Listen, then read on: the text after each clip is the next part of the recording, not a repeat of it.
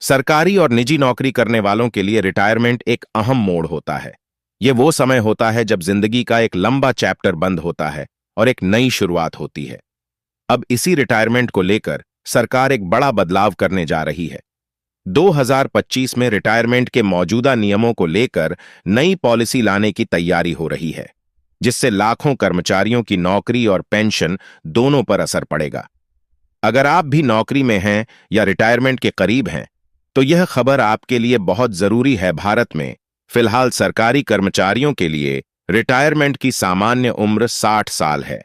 हालांकि कुछ राज्यों और खास विभागों जैसे पुलिस, स्वास्थ्य, शिक्षा और न्यायिक सेवा में यह उम्र अलग अलग हो सकती है।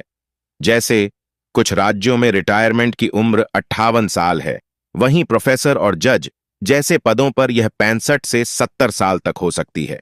सरकार के इस फैसले का असर केंद्र और कुछ राज्यों के कर्मचारियों पर सीधा पड़ेगा। मौजूदा समय में यह व्यवस्था इस तरह है। अब सरकार जो नई नीति लाने जा रही है, उसमें रिटायरमेंट की उम्र को बढ़ाने का प्रस्ताव है। यानी अब 60 की बजाय 62 या फिर 65 साल तक नौकरी की जा सकेगी। इसके पीछे सरकार का तर्क है कि आजकल 60 की उम्र में भी लोग काम करने के लिए पूरी तरह सक्षम होते हैं।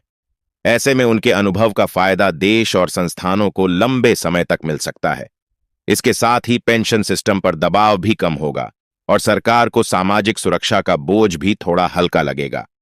खास बात यह है कि ये नियम केवल सरकारी ही नहीं, कुछ निजी क्षेत्रों पर भी लागू हो सकते हैं। वही दोस्तों, आपको बता दें कि कुछ यूनियन इस नीति का समर्थन कर रही हैं, क्योंकि इससे कर्मचारियों को फायदा होगा। लेकिन कुछ यूनियन ने यह भी कहा है कि इससे नई पीढ़ी को नुकसान होगा।